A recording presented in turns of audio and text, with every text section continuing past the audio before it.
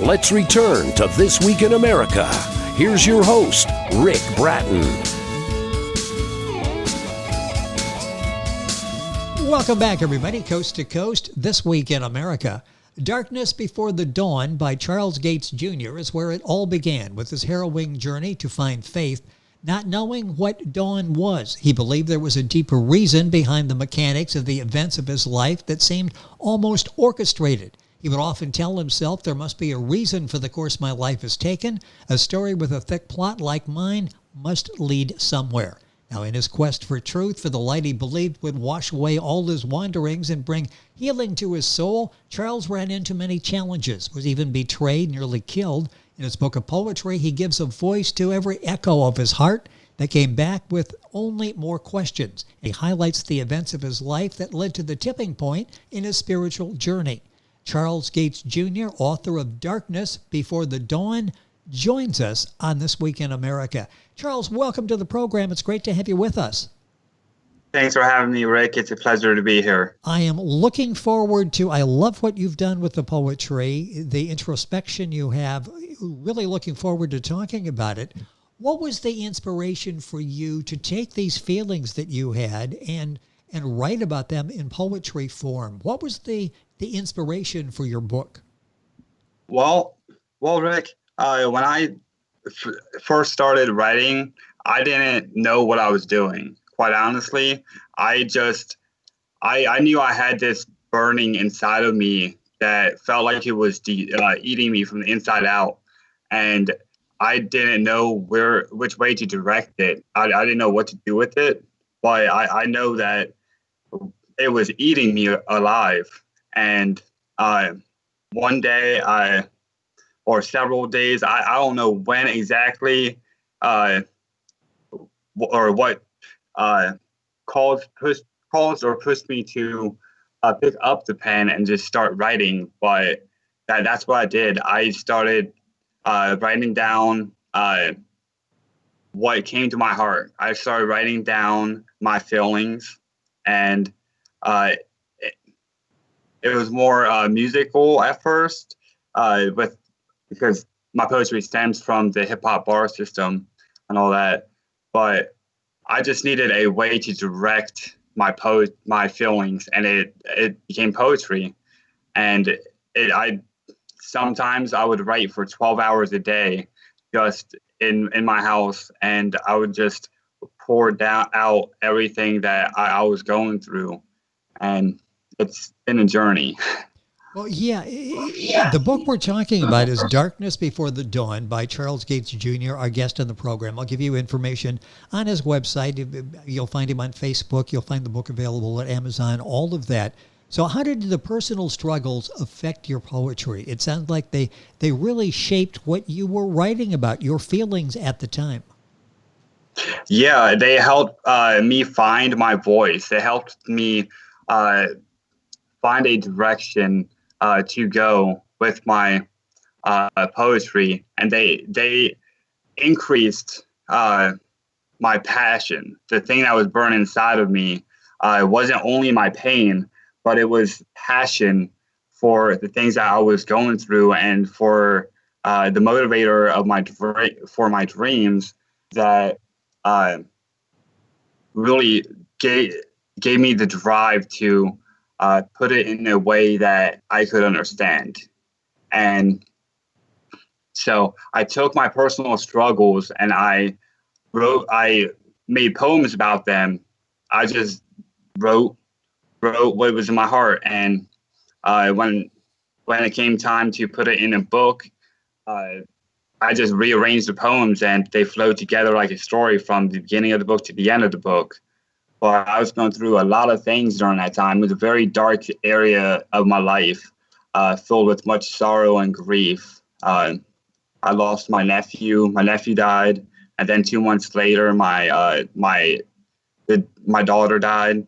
She was still in the womb, so it was miscarriage. But that really catapulted me into the darkest year of my life, and that comes out of my poetry.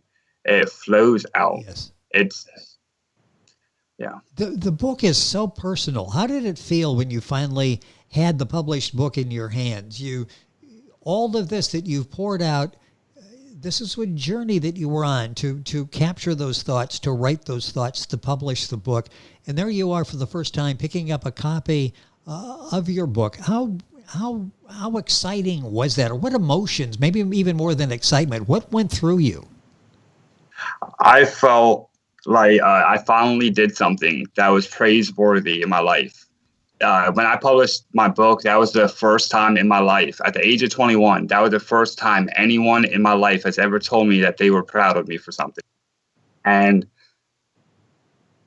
that really touched me in a way that Yes.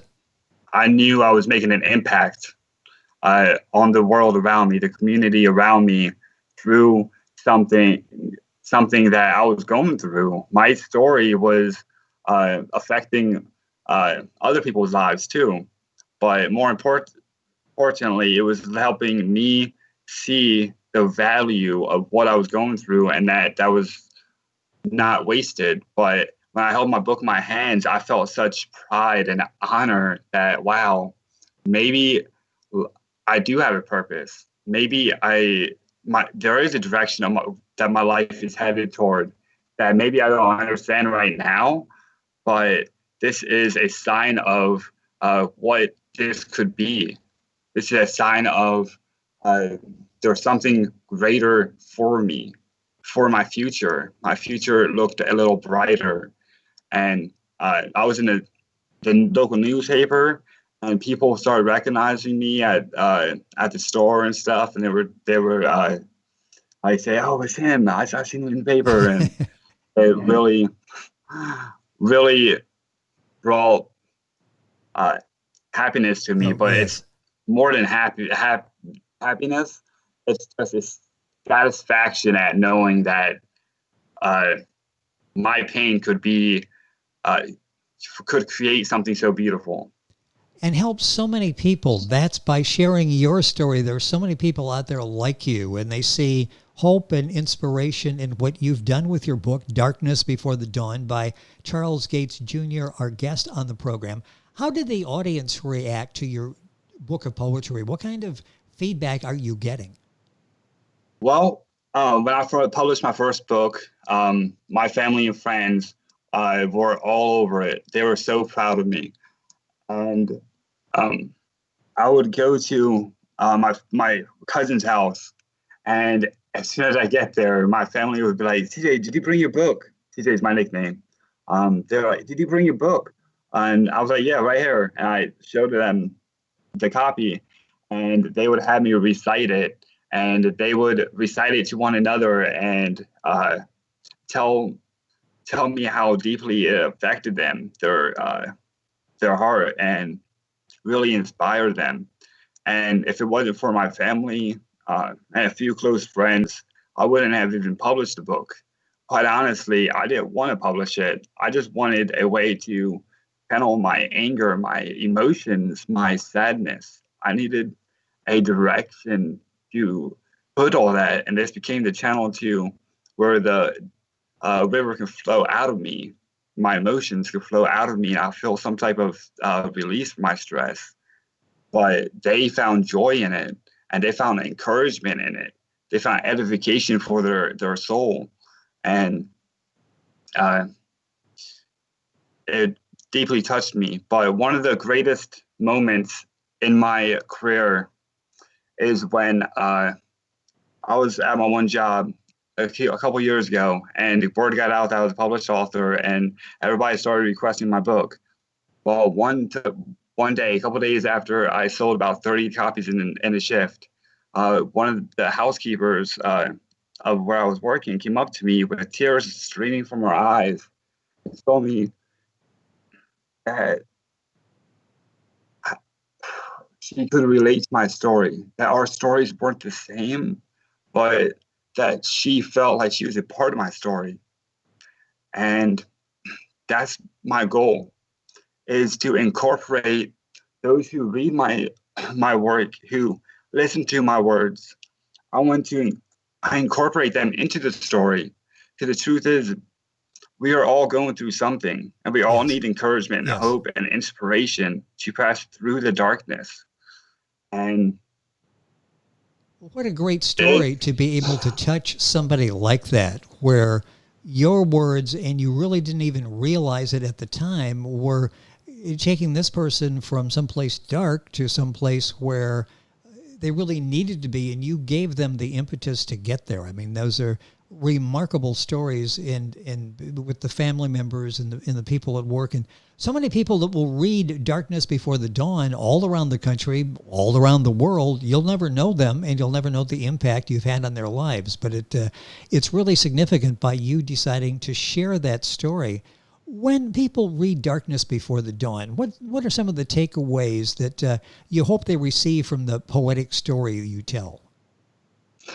well, I hope they find inspiration to chase after their own dreams, to take what was given to them in life and make something beautiful out of it, to make beauty from their ashes, you know.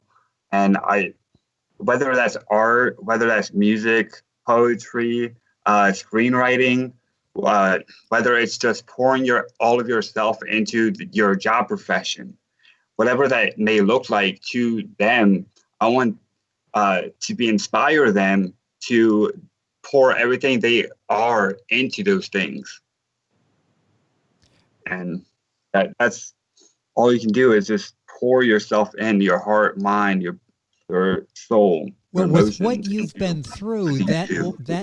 will resonate with people because you've been there. These are not just words you're talking. These are words that reflect your inner feelings and what you went through. Our guest on the program is Charles Gates Jr. His website is very simple, charlesgatesjr.com. Books available at Amazon. Go to our website, thisweekinamerica.us, and you can link on to get all the information on Charles' books. Do you have like a favorite poem? I sort of hate to ask that, but is there one that sticks out that really encapsulates your story? Well, Rick, asking me to choose a favorite poem is like a mother being asked to choose which child is their favorite. Yes. Because each one was birthed in a different phase of my life, and they each packed their own punch and tell a deep heroic story of overcoming and triumphing over the cares of his life. Yes, go ahead. There is one poem Okay. from the first book that really resonates with where I was during my journey. The central point of that, a specific part of my journey that I believe the reader may have a better understanding of my mindset at the time. Would you mind reading that? Would that be possible? Yes, sir. I love to. The name of the poem is My Own Hell by Charles Gates Jr. My soul is scattered in scars because my hell is dark. This is a trail I have chosen to walk. My mind is a cell that is used to stop all the pain and suffering I tried to block. I pulled the trigger, but the gun was locked. Now it's not. Now it's cocked. I clogged the holes in my heart like a blood clot. Still the blood drops. The walls are falling on top of my emotions and the curtains that expose them. I swear the gun was loaded. I dove into a sea of sharks to drown my thoughts. They always float to the surface in their teeth and jaws. I always have a thought to chew on. It's dark and it claws me. I'm bruised and marks cover my body. Where is everybody? I abused my sanity because he wasn't there for me when I couldn't keep my wits about me. It's always a battle of the mind or of the heart to me. It's blasphemy. When did it start? Why does life have to be so hard? I count my cards, but always come up short. I took what I had and laid them on a table for display and gambled my soul and lost my way. I should have just walked away. They caught me with a hook. They used my favorite flavor of sin as bait. They played me like a game, like a machine. I obeyed. My blood pours forth, and they take all that remains. Take me to my new home beneath the earth so deep, swimming through the lake of magma and dreams. Life is a nightmare full of schemes. I lived by the sword because I was forced to fight. I had to follow the dark in order to find the light. I write a page of blood as I express my mind because I view the world through my heart's eye. I drive down the road of insanity, crosses bridges of despair and agony, giving away my heart, hoping it'll fly back to me. And if it doesn't, then I know that it was devoured by crows as it pick away at my soul. Watch my body fall down a black hole inside the cracks of my bones. Hell is all I've known, but it's a hell of my own making, where I'm the king who forsook everything and took it for granted. His life of sin is my treasured luxury. I swallowed a band-aid, but it didn't stop the bleeding. Now my heart is flooding through the cracks of my coffin as my veins water the earth's surface. I'm plummeting into my sarcophagus, thirsting for my purpose. Dirt watering the door of my tomb. In a closed room, no sound, but a slowly beating heart. This heart is not my own. It's the beating of the walls where her name is carved.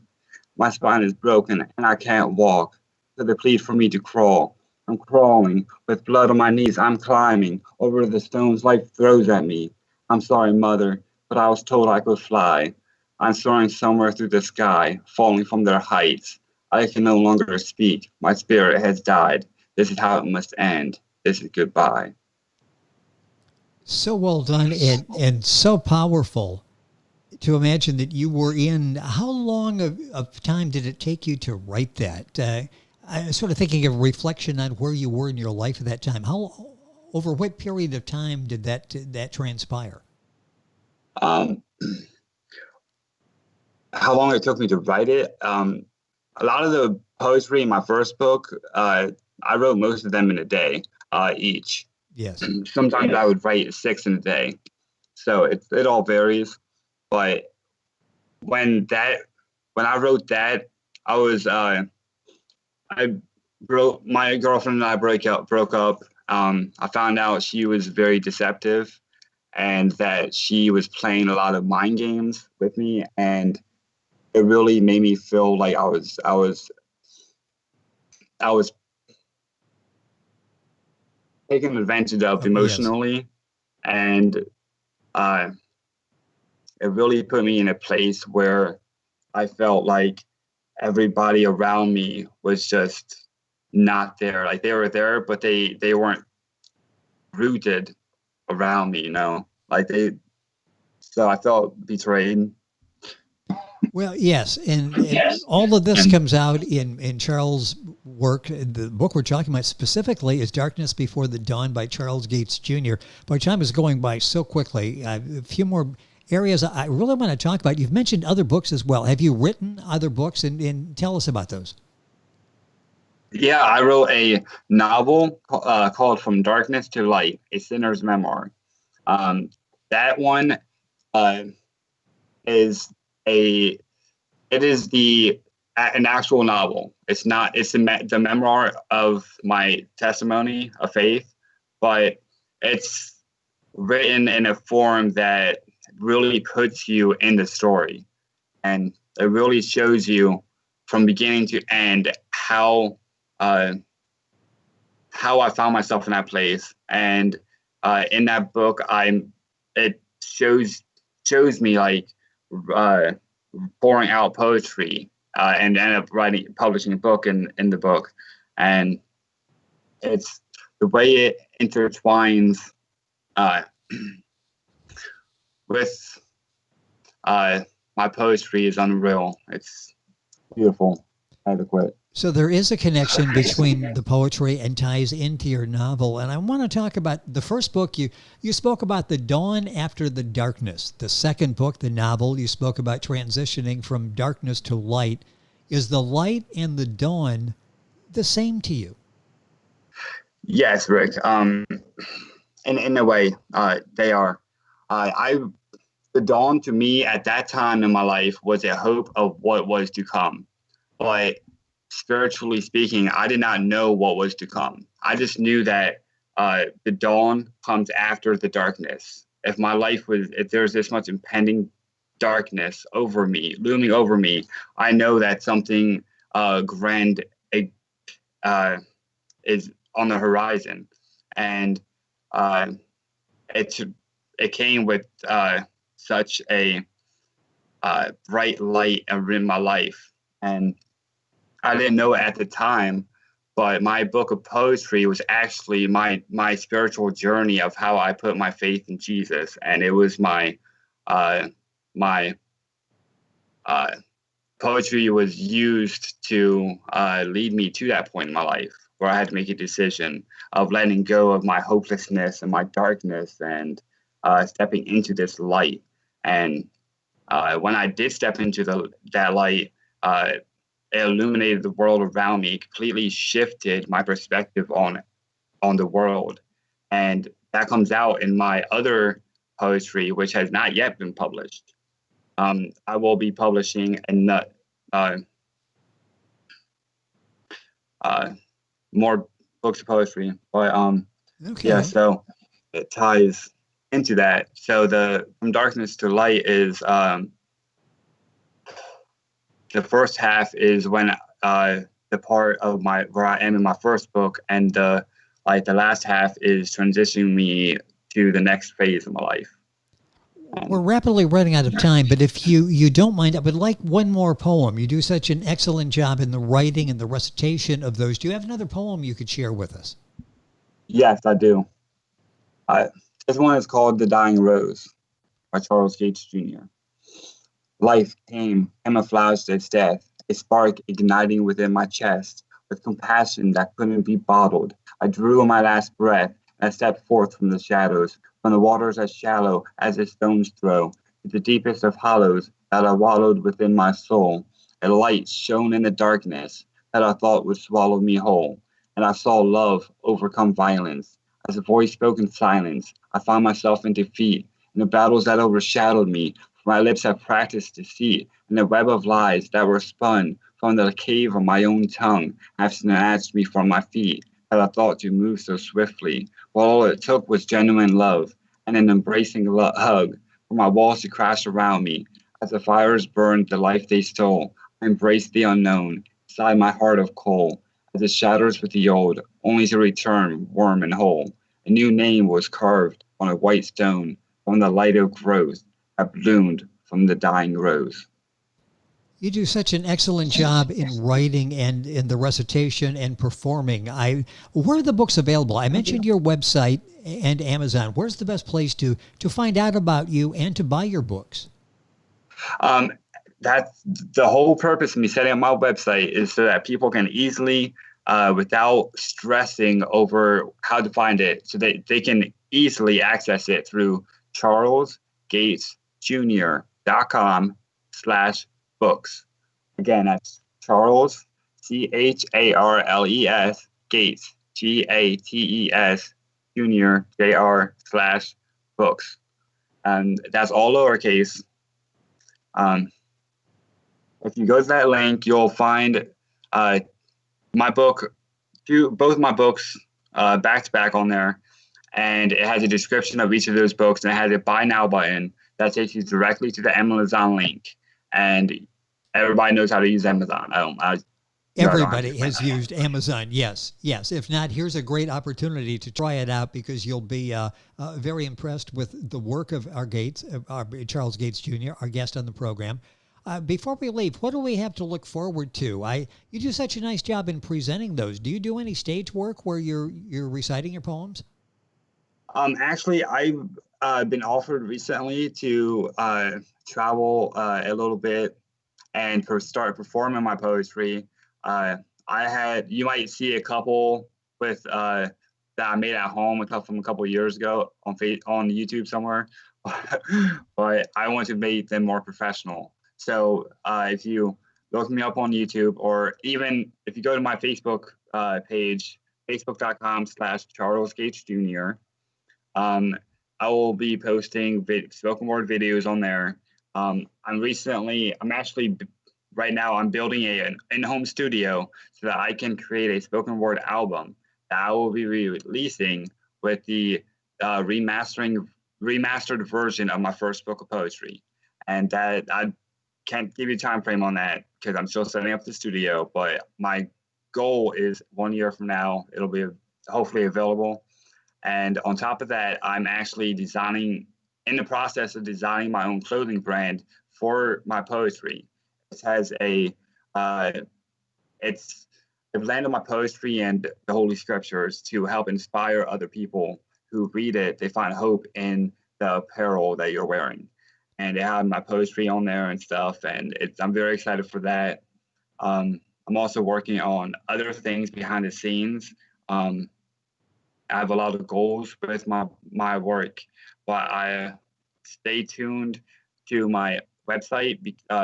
Stay connected to my website because I will be publishing more books. I will be publishing a novel after this one. I will be for every area of my life, I'm going to be publishing a novel telling the continuation of my journey. And I will publish poetry alongside those novels so that you can read the poetry and get a deeper understanding of the message being displayed in the novels. So they're deeply rooted together. Boy, there's so much that's going on. The best thing to do is keep track of it at Charles's website, which is charlesgatesjr.com/books. Books available at Amazon. You can link on directly to Amazon by going to Charles's website. Charles, it's been a pleasure having you on the program. Congratulations on all of the success, the work you're doing with touching so many people and giving them hope in their lives as you share your story. You've got so many positive things going on now in your life. Thank you for taking some time and sharing with us on the program today. You're welcome, Rick. It has been a pleasure speaking to you. Thank you for this opportunity. It's been a pleasure having you. You're welcome. It's been our pleasure to have you with us. The guest on the program is Charles Gates Jr. The book is Darkness Before the Dawn. His website, charlesgatesjr.com/books. You'll find all that on our website, thisweekinamerica.us. And we're back on today's program after these messages. This Week in America is online. You can visit our website, thisweekinamerica.us. Scott Pinkerton, associate producer of This Week in America. Jay Anderson, segment producer. Ben Watson, webmaster. Otto Bechet, director of engineering and TV production. This Week in America produced and is a trademark of Blue Funk Broadcasting, LLC. For information on all of our guests and to listen to this week's show, our website again at thisweekinamerica.us. And I'm Sean Bratton, executive producer of This Week in America.